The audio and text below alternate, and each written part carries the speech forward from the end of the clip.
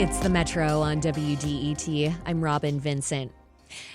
As we've been discussing, these days, when it rains, it much more often pours. That's due in large part to climate change. Heat waves are longer, winds are stronger, and rains are heavier.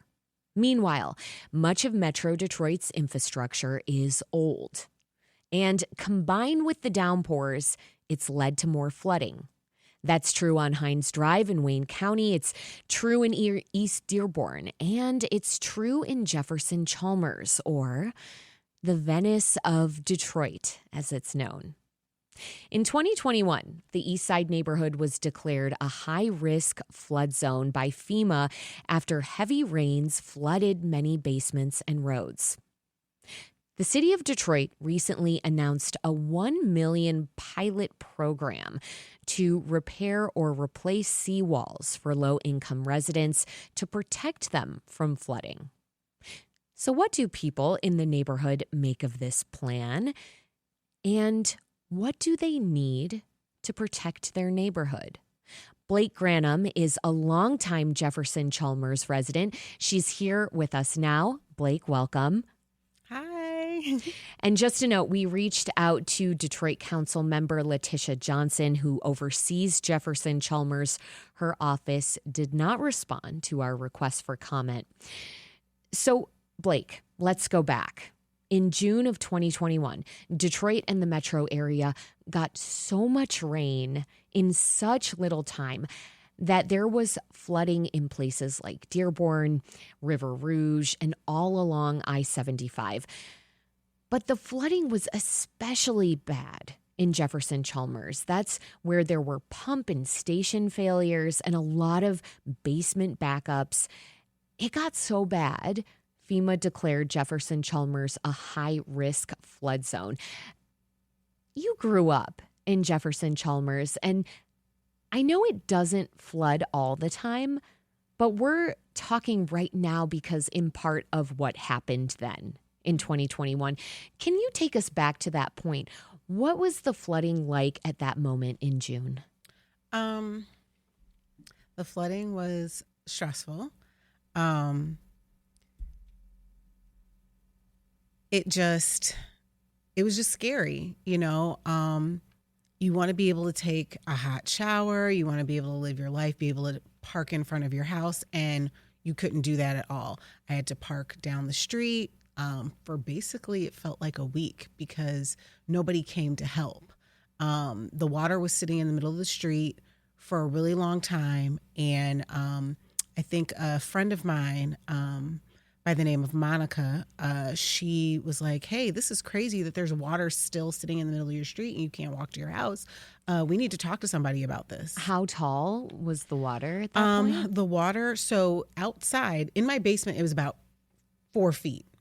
But in the street, it would come up maybe just under my knees. So I always had my rain boots in the car. I would park all the way down like Lakewood, and then I would walk up to Scripps and then try to walk on the grass of a lot of my neighbors' lawns to try to get to my house. So this was adding another 30 minutes to your commute time? Correct. It was just stressful. Finally, when the news and the information got out, a lot of people were talking about it. So then it felt like the city, came and quickly tried to like drain the water out of the street. And then there was this like big commotion of, okay, well, what's the plan to try to prevent this? Yeah. And the plan we haven't always agreed with what the city has suggested. What exactly has been the biggest point of contention in terms of what the city has suggested when you say you haven't always agreed? So the city feels like we should put stop logs that open and shut in the canal. So basically a closure in the Jefferson Chalmers Canal, which like flows out next to A.B. Ford Park, which wouldn't necessarily take us out the flood zone. That's what's really crazy. They want to close down the canal temporarily a few months out of the year. those few months, of course, are going to be the summertime when people want to be able to access the canal. And that's why people live in Jefferson Chalmers, to be close to the water. So they made the suggestion a long time ago. The residents said, no, this is not what we want.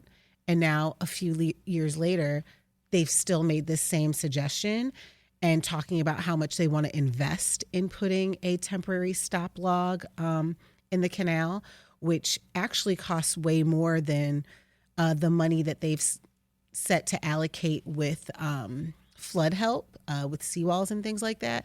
So I think it's just roughly, like $20 million it would cost to put a temporary stop log in the canal, which FEMA has said it does not take you out the flood zone. So it's actually not helping anybody. Before we take a deeper look at the potential solutions, I do just want to get a better grasp on how disruptive this was and is and can be to your life, this kind of flooding. I mean, the picture of you getting in your rain gear, parking your car, how far from your house? Blocks? Yeah, a couple blocks.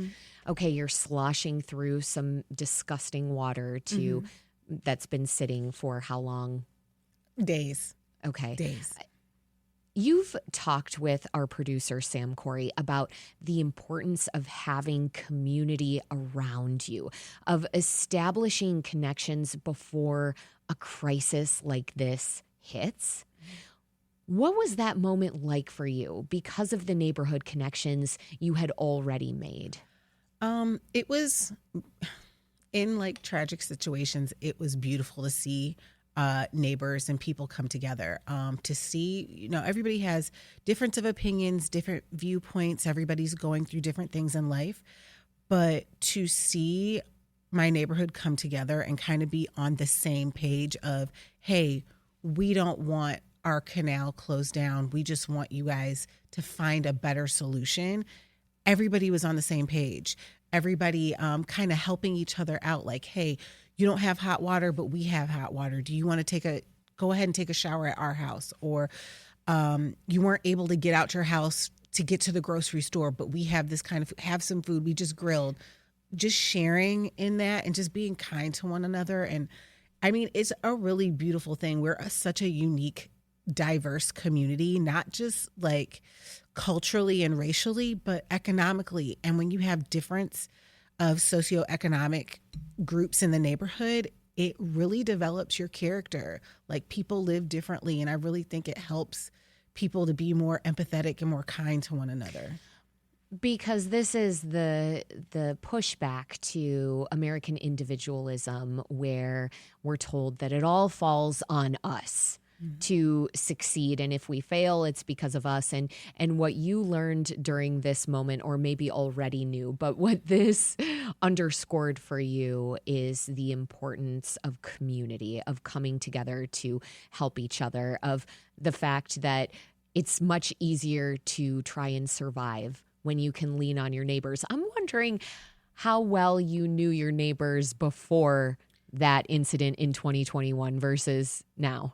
Well, I feel like I knew my neighbors pretty well because of the way I grew up.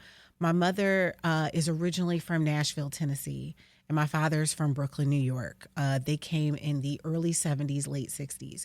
So because of my mother and her being from the South, it is a certain type of etiquette that you have growing up with a Southern mom. So I'm used to seeing people and speaking. You acknowledge someone when you walk past them on the street. Correct. And if you're Thank you living, for doing that. yes, if you're living next to somebody and you have no clue who they are, that is just unacceptable. Wild. Correct. Unacceptable. You should at least know their name and know if they're you should just know who they are at least. Getting to know somebody, it's just helpful, and just your social development. It's wild that people don't even speak to each other. It's crazy. I think we're going to need to have you back on the show to talk more about how to build community in this moment of isolation. But I do want to go back to what exactly the city is proposing to do. to protect your neighborhood, because since 2021, since this massive flooding event that we've been discussing, the city of Detroit has given Jefferson Chalmers a lot more attention, and now there's a $1 million pilot program to repair or replace seawalls. But it's for low-income Jefferson Chalmers homeowners, and it's along canals that connect to the Detroit River. What do you make of this program? I think that it is a great idea. I love that the city wants to give out assist with seawalls. However, most of the people that live on the canal,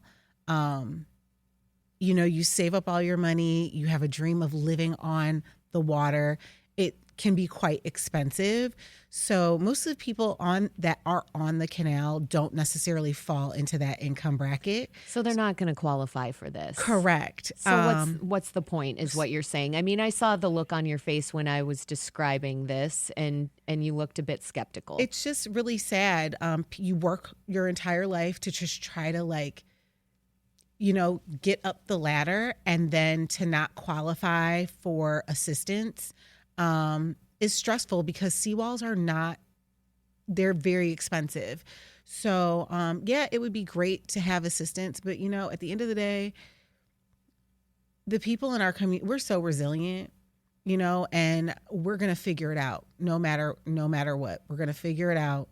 I feel like the universe will make a way. But it'd be nice if the universe could make a way with the assistance of the city of Detroit. Correct. And also with FEMA. Correct.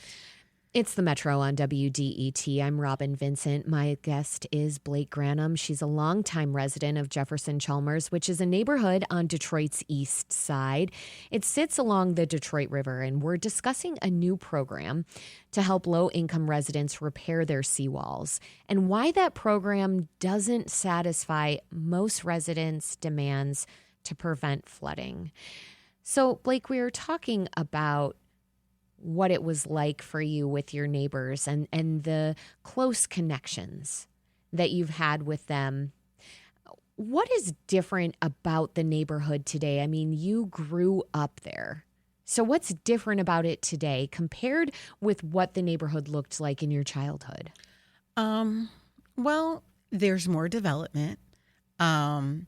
I'm noticing near the A.B. Ford Park area, which used to be very woodsy kind of wetlands where lots of animals used to live.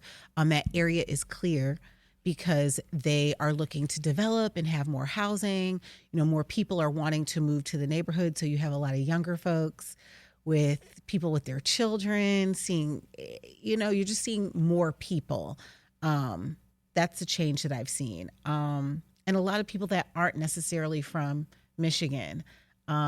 It's drawing folks in from all over the place. Correct. I have some neighbors that just bought a house 2 houses down from me. They're from Texas. Seem real kind. We're going to circle back to what exactly you think the city and agencies like FEMA should be doing in this moment. But I want to stay on this idea of what you're talking about, which is the neighborhood changing.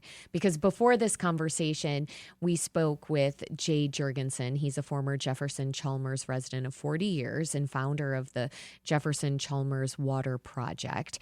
And he spoke about how the flooding is actually increasing gentrification. If you're a retired couple from the post office, are you going to take $35,000 out of your retirement fund to improve your shoreline? And that's why this is a public matter, because the citizens should not be taxed to take care of this on their own. So what that means is that couple has to sell their home to a wealthier person who then can do the investment, and it accelerates gentrification. Okay, so you have been nodding your head as we've been listening to Jay Jurgensen. So you're in agreement. You're seeing gentrification rise as poorer people are having to sell their homes to richer folks because they can no longer protect their properties. And that does actually kind of complete the circle when we think about what the city of Detroit is offering, because you're saying, again, that it's offering help to low-income folks in an area of Jefferson Chalmers that doesn't have many low-income folks when it comes to protecting people's homes from flooding. Correct. He's spot on. The Jefferson Chalmers, the 48215 area, is in a low income demographic. Like, that neighborhood is a certain socioeconomic demographic. However, the people that live on the canal aren't necessarily low income. And so the people that need the seawalls aren't necessarily going to qualify. It's just kind of sad. You see it happening all over the country, and it's kind of frustrating to see it happening in your own neighborhood. Of course, I welcome, all different types of people. But people that have lived in the neighborhood for so long, seeing them having to move because of insurance going up or not being able to get flood insurance because you might not necessarily live on the canal, but you live in the neighborhood, which is in a designated flood zone. So you have to pay for flood insurance. I mean, it's stressful for people trying to afford things that they don't directly live on the canal.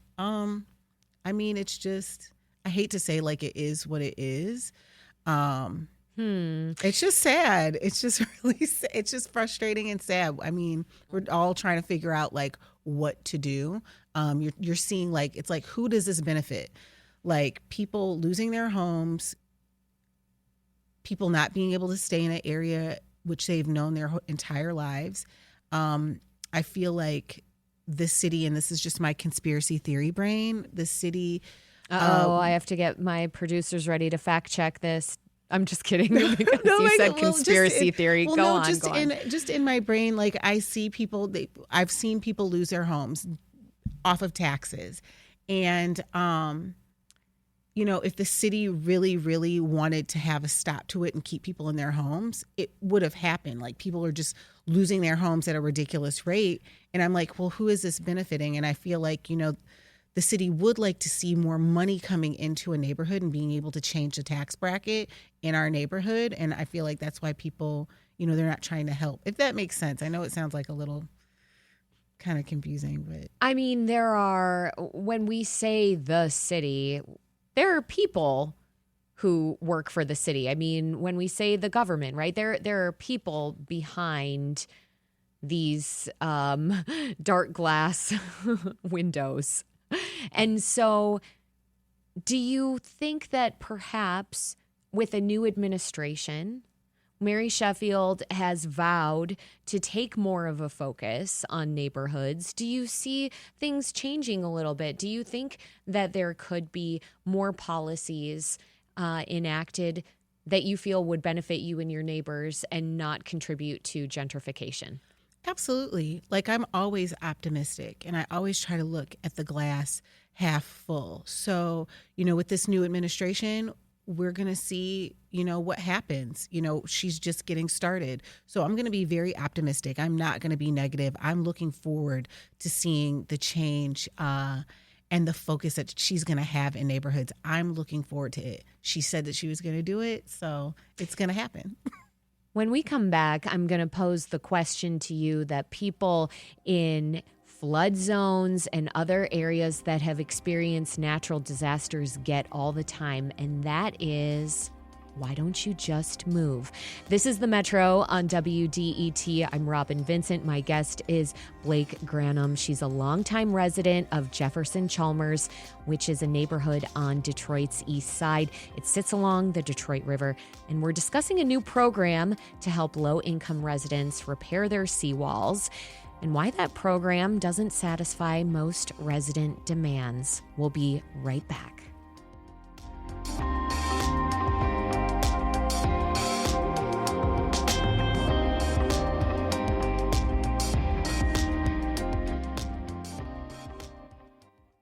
Joining me in the studio is Blake Grannum.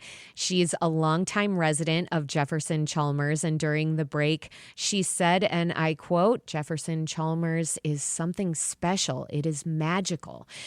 It's a neighborhood on Detroit's east side. It sits along the Detroit River, and it is also very prone to flooding. We're discussing a new program to help low-income residents repair their seawalls, and why that program doesn't satisfy most resident demands, and that's because you have to be pretty low income to qualify for this program. So then the question becomes, Blake, why don't you just move?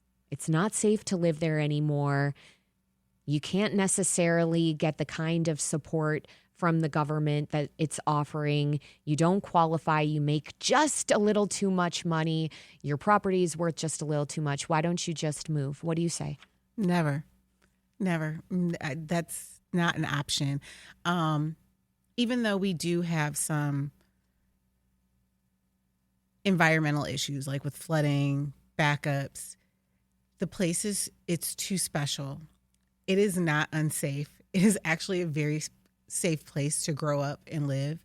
I get emotional because I look at my childhood and I look at where I am today, and I feel like I'm such a kind and giving and empathetic person, and that came from my neighborhood. I feel like the coolest people are from Detroit, and just a few of them are from Jefferson Chalmers. It's so quiet, it's so peaceful, and people, it's just amazing. That's not an option. The flooding does not outweigh how amazing it is to live over there. When you actually get a sense of really living over there, having community, like it's the negatives don't outweigh the positives. I'm guessing then that you share Jay Jurgensen's viewpoint on getting the public to pay to protect folks there. And again, Jay Jurgensen is someone who used to live in Jefferson Chalmers. He makes this argument for why the public should pay for shoreline resilience in the neighborhood, not private actors. Jefferson Chalmers community is unique in a variety of ways. It's 1.5 miles square, and it has 10 miles of shoreline. It is the only community in the entire city where water comes into the neighborhood and is accessible by everybody. You should come on a Saturday morning and see all the boaters. You can't find a place to hardly park, let alone walk. And those aren't just people in Jefferson Chalmers that are benefiting from those waterways. So, Blake, what do you say to people who just heard Jay Jurgensen and they say, well, that's great, but I never go to Jefferson Chalmers. I don't use the Detroit River in that area. Why should I have to foot the bill for a shoreline project when there are probably many other places we could be protecting from floods? Well, one, I say, please come to our neighborhood and check it out. I think everything is connected, and Jefferson Chalmers plays an integral part to Detroit's character. So when you neglect one area, Detroit isn't going to shine as bright if you neglect one neighborhood. You got to focus on all the neighborhoods. And just because Jefferson Chalmers has a specific issue doesn't mean that the public should turn their back on it. It's your neighborhood too. It's not just, we don't own the neighborhood. It's not private. It's for everybody. So if you have public access to it and you can enjoy Jefferson Chalmers, it's your neighborhood too. Even though if you don't come over and frequent, it's a part of the city's identity. I want to end on something you just said here, that everything is connected. And I wonder, when you think back to your childhood growing up in Jefferson Chalmers, how much of your childhood and your time living there helped you to see that connection, helped you to build that understanding? I think as an adult, you realize things a lot more. As a child, you're just like, this is normal. It is normal to wake up and see the water, which this beautiful fresh air and just this sense of calm in just in your neighborhood, just being able to walk around the streets and there is a sense of calm because you're connected to the water. I think as an adult, you see it more because once you leave Detroit and you see how other people live and you see other communities and other neighborhoods, like, man, this is very unique, not just in the city, but to the world. There's not many places like this. And if this doesn't thrive, then this city is not, it's not going to continue to thrive. If we don't help Jefferson Chalmers, Detroit isn't going to be as cool. I mean, we're always going to be cool, but I mean, it's Jefferson Chalmers, man. Blake Grannum, longtime resident of none other than Detroit's East Side neighborhood of, you guessed it, Jefferson Chalmers. Thank you for joining us on the Metro. Thank you for having me.